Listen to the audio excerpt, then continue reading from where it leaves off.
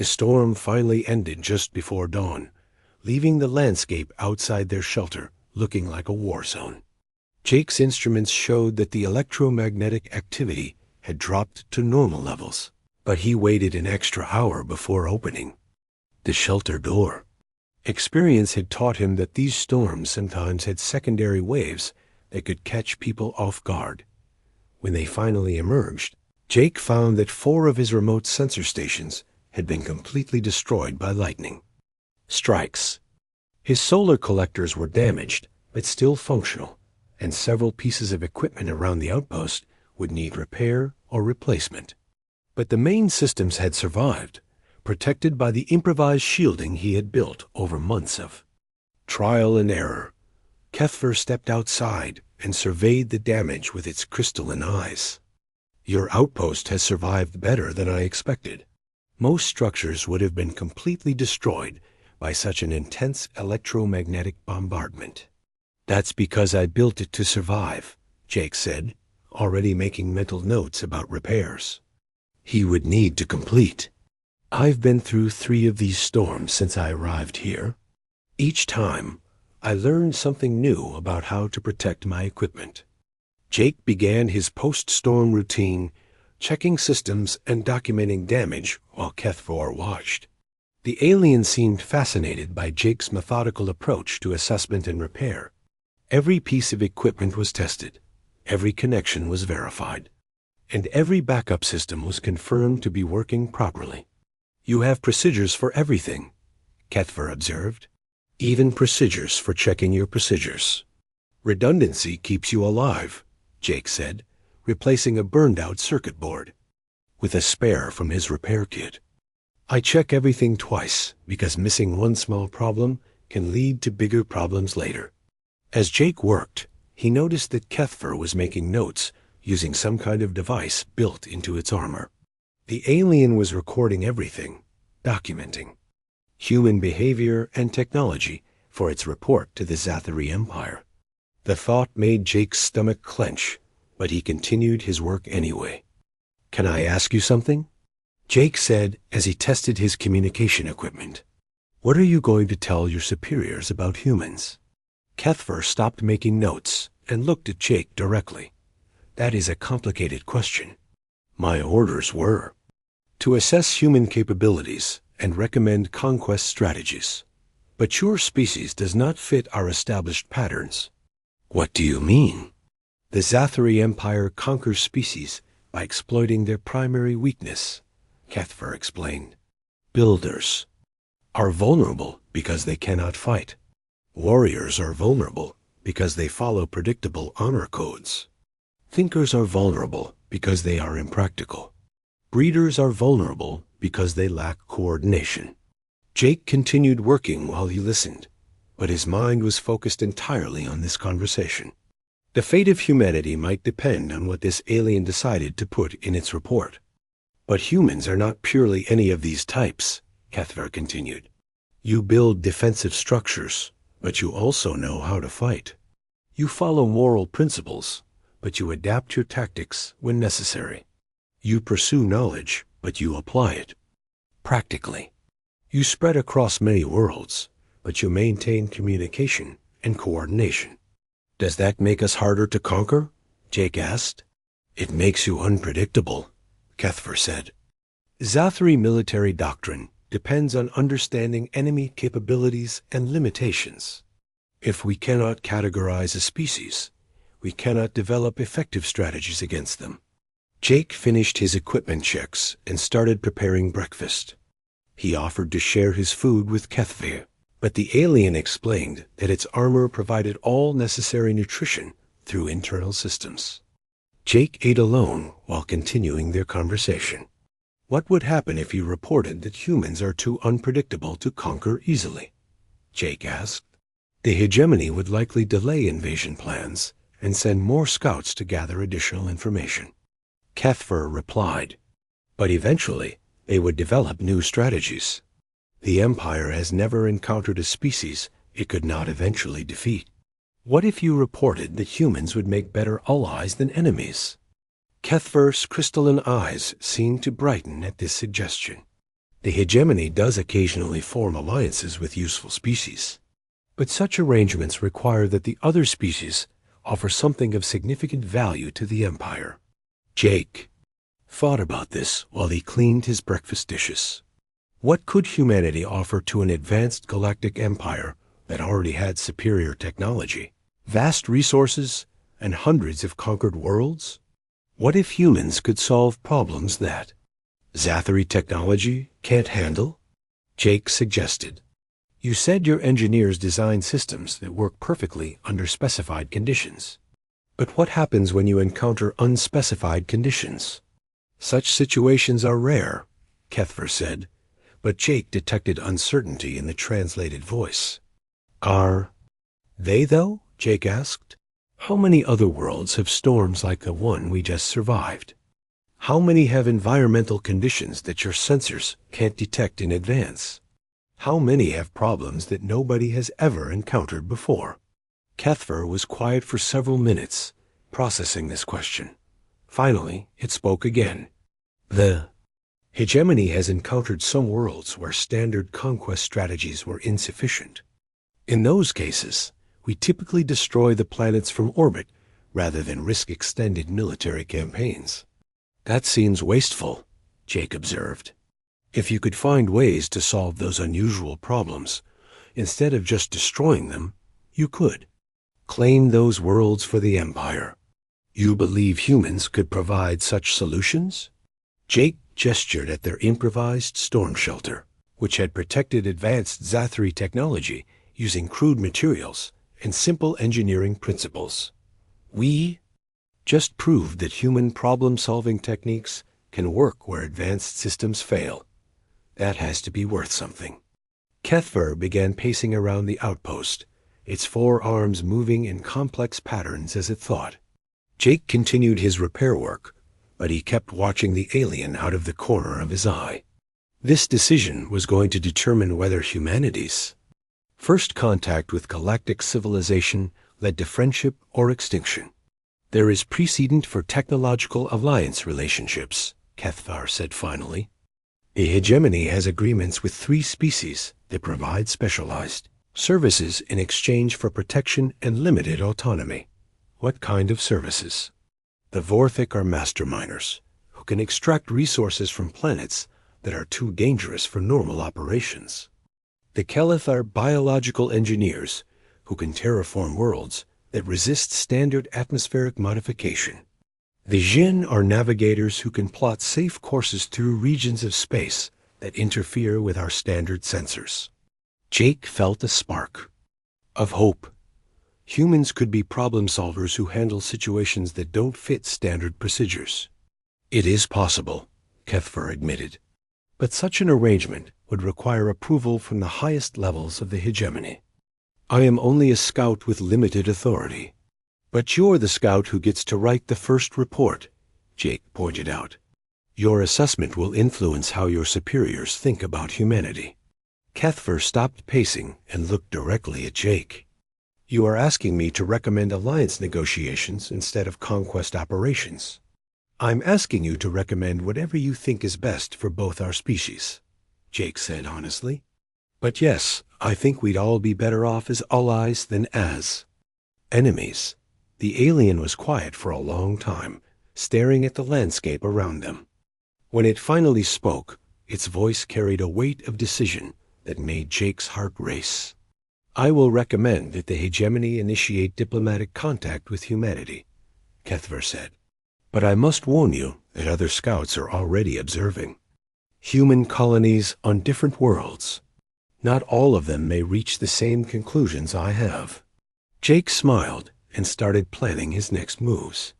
He had communication equipment to modify, early warning systems to improve, and a whole species to prepare for the most important first contact in human history. After all, he was human, and humans always assumed that breakfast was going to go sideways eventually. The storm hit exactly when Jake's instruments predicted it would. The first lightning bolt split the purple sky with a crack so loud that both Jake and Kethver felt it in their bones. Within minutes, the entire world outside their improvised Shelter disappeared behind. Sheets of electromagnetic energy that danced across the landscape like living things. Jake's shelter was built from shipping containers that he had modified over the past 6 months. The walls were lined with wire mesh and grounded through deep metal rods driven into the rocky soil. Emergency lighting cast everything in a dim red glow that was easier on the eyes. During long power outages, Kethfer crouched in the center of the shelter, its 4 arms wrapped around its body as warning lights continued to flash across its armor. The alien's crystalline eyes reflected the red emergency lighting, making it look even more otherworldly in the confined space. "Your improvised shielding is working," Kethfer said with obvious surprise.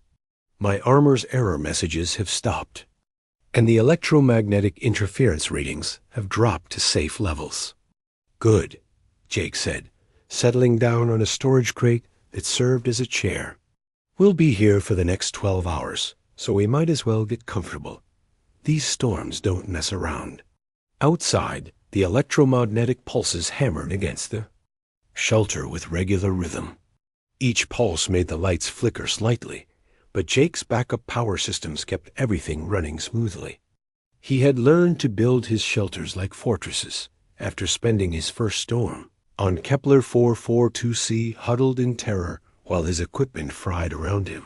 "I do not understand your approach to technology," Kethfer said after several minutes of listening to the storm. "Zathari systems are designed to work perfectly under all specified conditions. We do not plan for failure because our engineers eliminate the possibility of failure." Jake pulled out his repair kit and started organizing tools while they talked. Keeping his hands busy helped him think more clearly, and he suspected this. Conversation was going to be important for humanity's survival. "But what happens when you encounter conditions that weren't specified?" Jake asked. "Like this storm, for example. Your armor wasn't designed to handle this kind of electromagnetic interference, so it started showing error messages." "Such scenarios should not occur," Kethvar insisted. "Proper planning eliminates unexpected variables." "That's impossible," Jake said gently. "No matter how smart your engineers are, they can't predict every possible situation. The universe is too big and too complicated for anyone to plan for everything." Kethfer Air's armor made a soft humming sound as it processed this statement. "You believe that uncertainty is inevitable?" "I know it is," Jake said. "That's why humans build redundant systems and carry repair tools and practice fixing things that aren't broken yet. We assume that something will go wrong eventually, and we try to be ready for it." As the storm raged outside, Jake found himself telling Kethfer about human history. He talked about how his species had survived ice ages by adapting to harsh conditions, how they had overcome diseases by developing medicine, and how they had survived wars by learning to rebuild after destruction. "Humans don't just solve problems," Jake explained. "We solve problems we don't even have yet.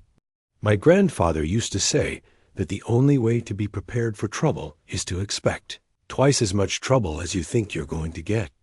"Seems like an inefficient way to develop technology," Kethfer observed. "Why waste resources preparing for problems that may never occur?" Jake laughed and gestured at their shelter, which was protecting them from a storm that the aliens advanced. Sensors had failed to detect. Because when those problems do occur, we're still alive to deal with them. Kethvar was quiet for a long time, processing this information. Outside, the electromagnetic pulses continued their assault on the landscape. Jake's instruments showed that several of his remote sensors had already been destroyed, but his main systems were holding up well behind their improvised shielding. "Tell me about the other species your people have conquered," Jake said. "What made them vulnerable?" "The builders created magnificent cities with advanced architecture," Kethvar began. "But they focused all their resources on construction and ignored military defense. When we attacked their cities, they had no way to fight back." "What about the warriors?" "The warriors were strong and brave, but they fought with honor according to rigid codes of conduct. They could not adapt when we used tactics that violated their expectations of proper warfare. Jake nodded thoughtfully. And the thinkers? The thinkers pursued knowledge and scientific advancement, but they were impractical. They could design powerful weapons, but never thought to mass-produce them or train soldiers to use them effectively. What about the breeders? The breeders spread rapidly across many worlds, but they had no central coordination. Each colony developed independently, so we could conquer them one at a time without triggering organized resistance. Jake was beginning to see a pattern in the Zathari conquest strategy. They identified each species' primary strength, then exploited the weaknesses that came with over-specialization. But humans were different because they refused to specialize in just one area. Where do humans fit in that pattern? Jake asked. Kethver's crystalline eyes focused on Jake with new intensity. That is what troubles me. Humans appear to be tinkers, but your solutions are more robust than typical tinker species. You build like builders, but with defensive considerations. You fight like warriors, but without rigid honor codes. You think like thinkers, but with practical applications. You spread like breeders, but with coordination between colonies. Maybe that's because we've learned not to put all our eggs in one basket, Jake suggested. We've survived by being adaptable instead of specialized. Jake showed Kethver his repair kit, which contained dozens of tools, spare parts, and improvised solutions for equipment that was not even broken yet. He had screws that fit 3 different thread patterns, wire that could carry power or data, and patches that could seal holes in metal, plastic, or fabric. This is inefficient, Kethvar said, examining the contents of the kit. You carry solutions for problems you do not have. I carry solutions for problems I might have, Jake corrected. That broken trap you escaped from? I've got spare parts. To fix it 3 different ways, depending on what exactly went wrong. But most of these spare parts will never be used. That's fine. The cost of carrying extra parts is much lower than the cost of being stuck without a solution when something breaks. As the storm continued outside, Jake realized that this conversation was more than just cultural exchange. Kethver was conducting a military assessment of humanity, and the conclusions the alien reached would determine whether the Zathari Empire saw humans as a threat worth eliminating or just another species to be conquered. Can I ask you something? Honestly, Jake said, based on what you've observed, how would your people go about conquering humanity? Kethver considered the question carefully. Standard procedure would be to identify your primary species' strength, then develop countermeasures that exploit the corresponding weaknesses. But humans do not appear to have a single primary strength. Maybe that's our strength, Jake suggested. We're not the best at any one thing, but we're decent at everything. The alien's armor hummed softly as it processed this concept. A species that specializes in not specializing. This creates tactical complications that our strategic planners have not encountered before. Outside, the storm was beginning to weaken. The electromagnetic pulses were coming less frequently, and Jake's instruments showed that the worst of the interference was moving past them. In a few more hours, they would be able to leave the shelter and assess the damage. Jake led Kethvar back toward the outpost, trying to appear calm while his mind worked frantically to figure out how to handle this situation. The alien followed behind him, moving with surprising grace for something so large and heavily armored. Its 4 arms swayed naturally as it walked, and Jake noticed that its feet barely made any sound on the rocky ground. Your movement is inefficient, Kethvar observed as they walked. You waste energy with unnecessary steps and poor balance. Most species develop better locomotion techniques. We're adapted for different terrain than this, Jake explained. On Earth, our home world, the gravity is lighter and the ground is usually softer. We're not really built for this kind of rocky landscape. Yet you chose to colonize this world anyway.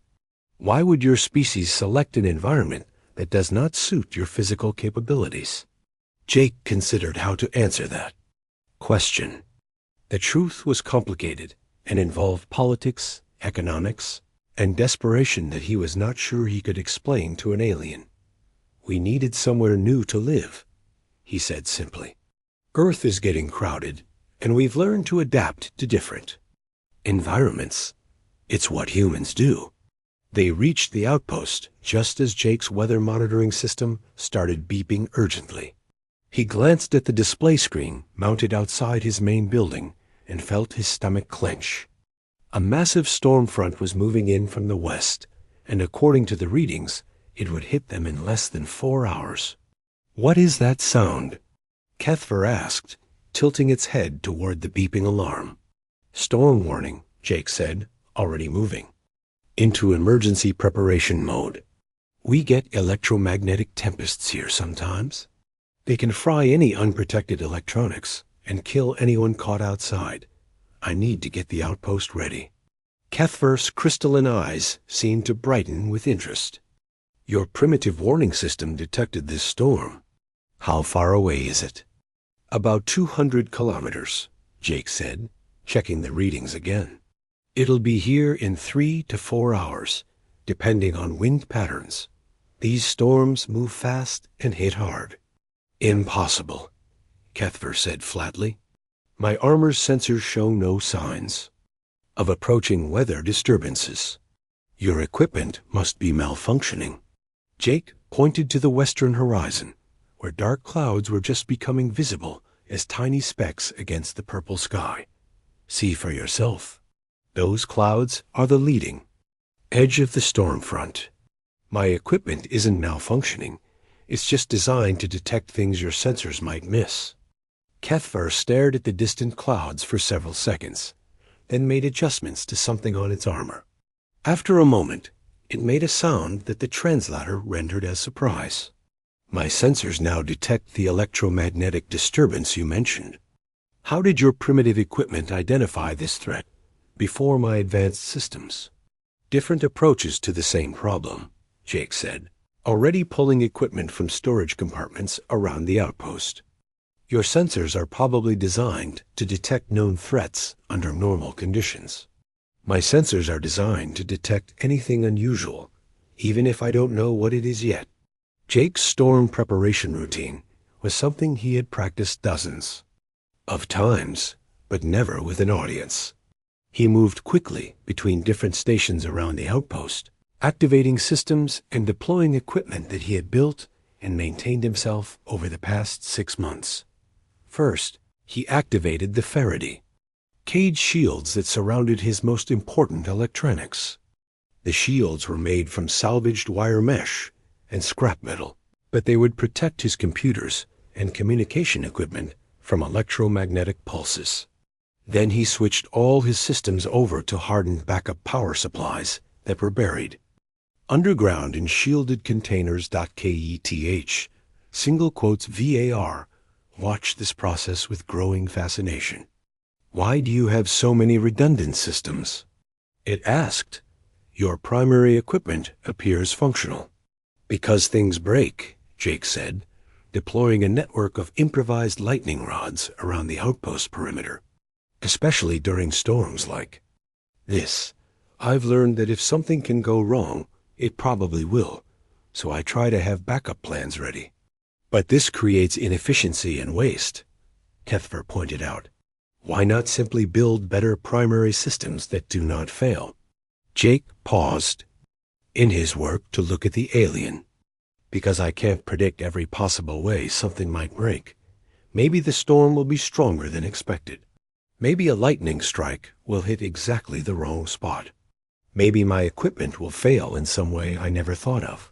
Having backups means I can keep working, even when the unexpected happens. As Jake continued his preparations, he noticed that Kethver's armor was starting to display warning messages and alien symbols that flickered across its surface. The alien was studying these warnings with what looked like concern. Is something wrong with your equipment? Jake asked.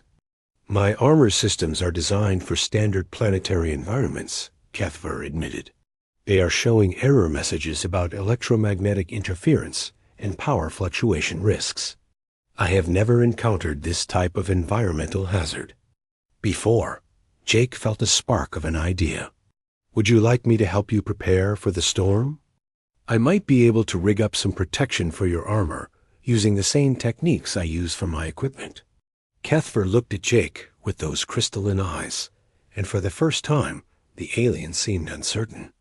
Your primitive techniques could protect advanced Zathari technology? Won't know until we try, Jake said.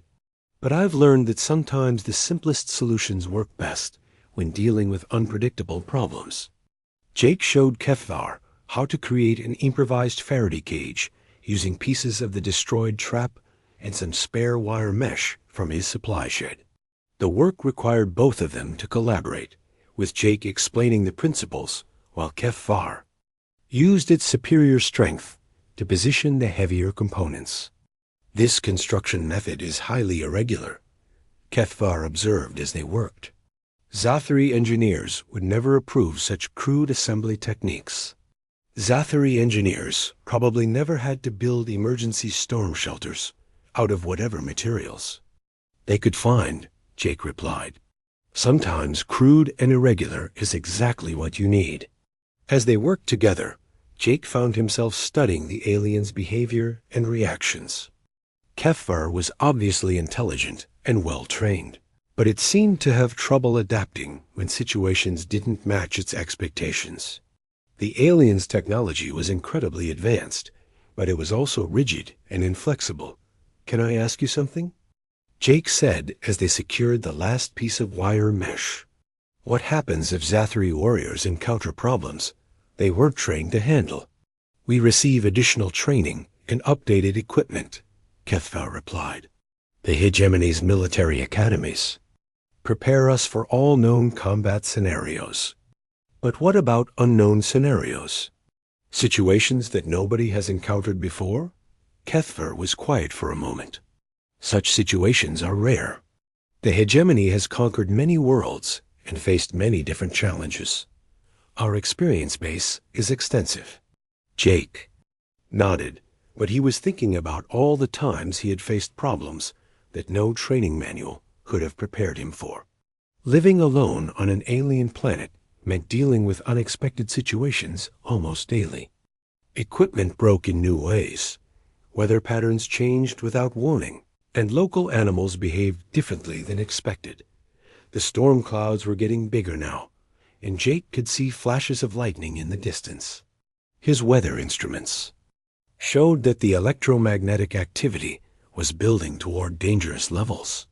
In about 2 hours, anyone caught outside without proper shielding would be in serious trouble. We should get inside the shelter, Jake said. Once this storm hits, we'll be stuck there for about 12 hours until it passes. Kethvar looked at the approaching storm, then at the improvised shelter they had built together.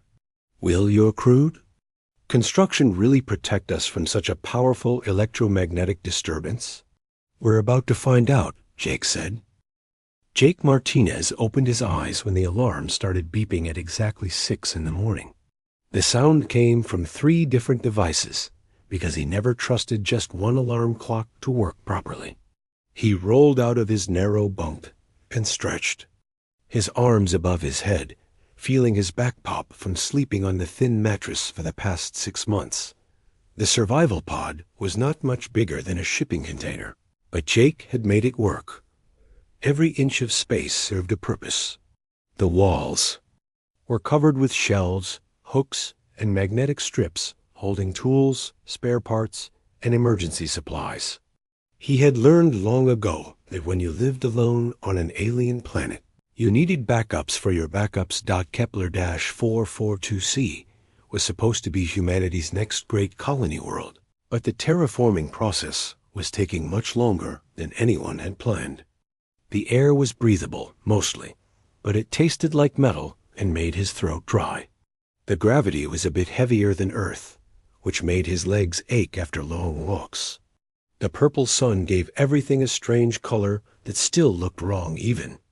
After all these months, Jake pulled on his work clothes and boots, then walked to the small window to check the weather. The sky was clear, except for some wispy clouds that looked more pink than white in the morning light. The temperature gauge on his wall showed it would be a good day for outdoor work.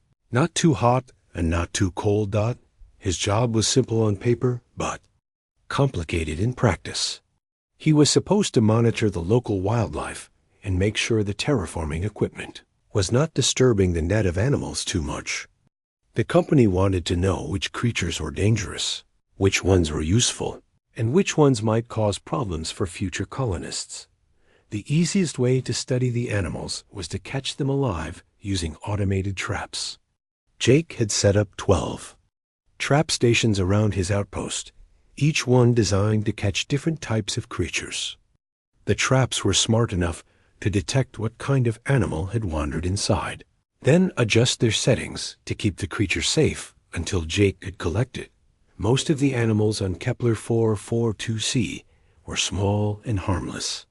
The most common ones looked like rabbits with 6 legs and purple fur. The colonists called them hoppers because they moved by jumping instead of running.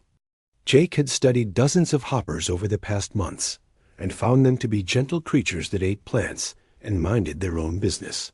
The hoppers also tasted pretty good when cooked properly, which was a nice bonus. Jake's food supplies included plenty of protein bars and nutrient paste, but fresh meat made his meals much more enjoyable. The company rules said he was not supposed to eat the test subjects, but Jake figured what happened at a remote outpost stayed at the remote outpost. He made his way to the small kitchen area and started his morning routine. First, he checked the air recycler to make sure it was working properly. Then he tested the water purifier and looked at the readings on his solar power system. Everything seemed normal, which was good because replacement parts took 3 months to arrive from Earth. Jake made himself a cup of coffee using precious beans he had been saving for special occasions. Living alone made every small pleasure feel important. He drank the coffee slowly while checking his computer for overnight reports from the automated systems around the outpost. The perimeter sensors had detected some movement during the night, but that was normal. Small animals wandered around all the time, and the wind sometimes triggered false alarms. The weather station showed no storms coming, which meant he could spend the day outside without worrying about getting caught in one of Kepler 442c's famous electromagnetic TEMPESTS. Jake finished his coffee and gathered his collection kit. The kit included specimen containers, a medical scanner, sample bags, and a tranquilizer gun just in case he encountered something bigger than usual. He also grabbed his tool bag because half of his job involved fixing broken equipment. As he stepped outside, Jake heard the sound he had been hoping for. A sharp metallic clang echoed across the rocky landscape, coming from the direction of Trap Station 3. That particular trap was positioned near a grove of twisted trees where the hoppers liked to feed on fallen fruit. Jake smiled and picked up his pace. Fresh hopper meat would make a perfect breakfast, much better than another protein bar. He had been living on processed food for too long, and his body craved something that had not come out of a factory. The walk to Trap Station 3 took about 15 minutes across uneven ground, covered with purple grass and strange rock formations. Jake had made this trip so many times that he could probably do it with his eyes closed. He knew every boulder, every hole, and every patch of slippery moss along the way. As he got closer to the trap site, Jake noticed something was wrong. The morning mist was thicker than usual, and he could not see the trap clearly through the purple haze. But he could see scattered pieces of metal glinting in the weak sunlight, and that definitely should not be there. Jake stopped walking and pulled out his binoculars. What he saw through the lenses made his stomach drop. Trap Station 3 was completely destroyed. The heavy metal housing had been ripped apart and scattered across a wide area. Pieces of twisted steel and broken electronics were spread out in a rough circle about 20 feet across. That should have been impossible. The traps were built to contain large predators if necessary. Jake had tested them himself with heavy weights and powerful motors. Even if something really big had wandered into the trap, it should have been strong enough to hold until Jake arrived with the right equipment to handle the situation. He approached the wreckage carefully, keeping his tranquilizer gun ready. Whatever had done this might still be nearby, and Jake had no interest in becoming breakfast for some unknown creature. His boots crunched on broken glass and twisted metal as he got closer to what used to be his trap. The damage was incredible. The steel walls had not just been broken, they had been shredded like paper. The electronic components were completely destroyed, circuit boards scattered like leaves after a storm. The heavy base plate, which weighed over 200 pounds, had been thrown almost 10 feet away from its original position. Jake was trying to figure out what kind of animal could cause this much destruction when movement caught his eye. Through the swirling mist, he saw a shape that made his blood turn cold. It was tall, much taller than any animal he had seen on this planet. And it was standing upright like a person. The mist shifted, and Jake got his first clear look at the creature standing in the ruins of his trap. It was roughly humanoid, but built like a tank, easily 7 feet tall and covered in what looked like black armor. 4 arms extended from its torso, each ending in hands tipped with claws that could obviously tear through steel. The creature's head turned toward Jake, and he found himself staring into a pair of crystalline eyes that reflected the purple sunlight like cut gems. Those eyes held an intelligence that was both alien and unmistakably aware. This was not just some wild animal that had stumbled into his trap. When the creature spoke, Jake's universal translator device kicked in automatically, converting the series of clicks and whistles into perfect English. The voice was deep and resonant, with an undertone that suggested barely controlled power. "Your primitive snare has failed to contain me, soft flesh," the creature said, gesturing at the destroyed trap with one of its 4 arms. "I am Kethfor of the Hegemony Scout Corps. This world now belongs to the Zathari Empire." Jake's hand moved slowly toward his tranquilizer gun, but he forced himself to stop. His training from the colonial administration kicked in like muscle memory. First contact protocols were clear about what to do when meeting an intelligent alien species for the first time. Stay calm, establish communication, document everything, and avoid any actions that might be seen as threatening. The problem was that his training had not covered what to do when the alien was standing in the wreckage of military-grade equipment that it had apparently torn apart with its bare hands. Jake's trap was designed to hold a charging bull or an angry bear. Whatever this Kethver creature was, it was much stronger than anything Jake had expected to encounter. "I understand you," Jake said carefully, keeping his hands visible and away from his weapons. "My translation device is working. You said this world belongs to your empire now?" Kethver tilted its head in what might have been curiosity. The creature's 4 arms moved independently as it gestured, 2 of them pointing at Jake, while the other 2 indicated the destroyed trap. "You show no fear, soft flesh. This is unexpected. Most species cower or flee when they first encounter a Zathari warrior." Jake felt his heart hammering in his chest, but he managed to keep his voice steady. "I'm definitely afraid," he admitted. "But running away won't help me understand what's happening here. Are you planning to kill me?" "That depends," Kethva replied, stepping closer to examine Jake with those crystalline eyes. "You are human, yes? Your species has been spreading to new worlds, but we know little about your capabilities. I have been observing your outpost for many days, studying your technology and defenses. The words hit Jake like a punch to the gut. This alien had been watching him for weeks without him knowing. All of his sensors, his perimeter alarms, his carefully planned security measures had completely failed to detect an enemy scout. The thought made him feel sick and foolish at the same time. "You've been spying on me," Jake said. It was not really a question. "Spying is not the correct word," Kethver corrected. "I am conducting reconnaissance for the Zathari hegemony. We do not conquer worlds blindly. First, we send scouts to study the native species and catalog their strengths and weaknesses. Then we develop appropriate strategies for bringing them under our control."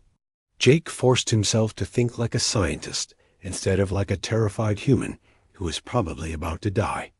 If this alien was willing to talk, maybe he could learn something useful.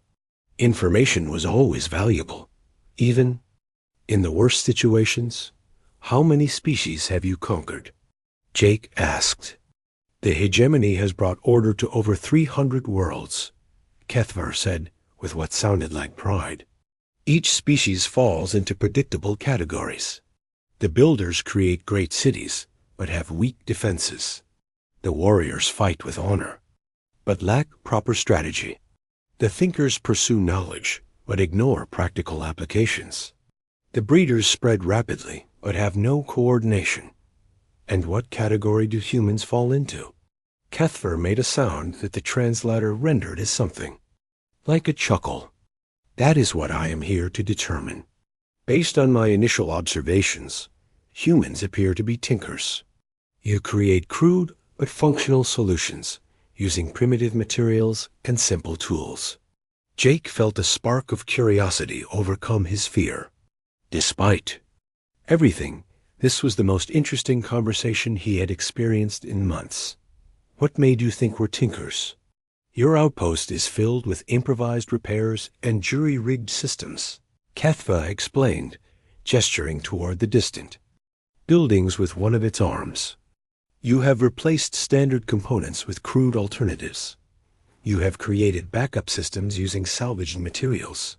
Your approach to technology is chaotic and inefficient." "But it works," Jake pointed out. "Yes, that is what puzzles me," Kethver admitted. "Tinker species usually create solutions that barely function and fail quickly. But your improvised systems appear to be more reliable than the original designs. This does not match our established patterns." Jake realized that this alien was genuinely confused by human engineering approaches.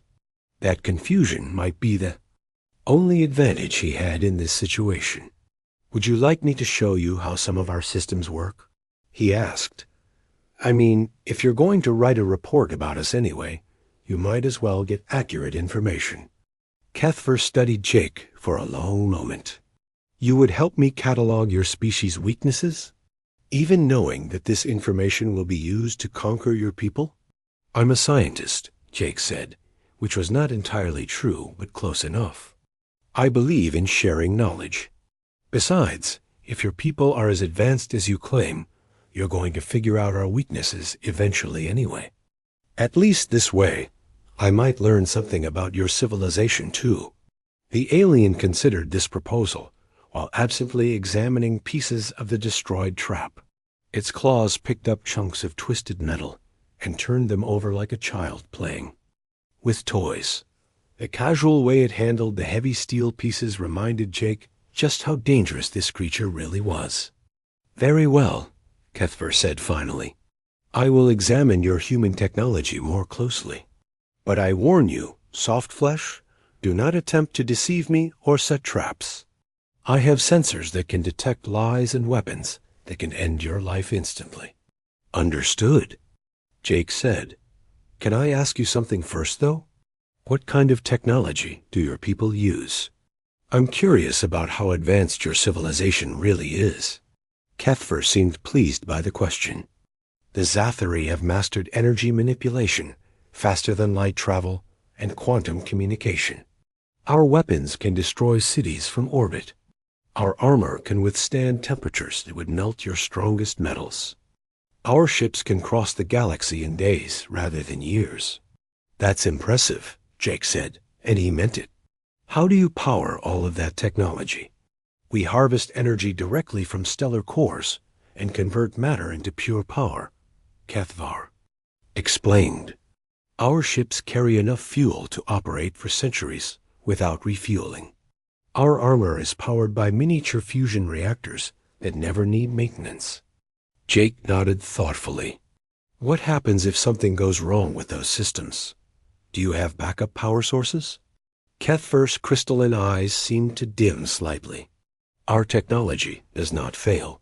It is designed by the greatest minds in the hegemony and tested under all possible conditions. Backup systems would be unnecessary and inefficient.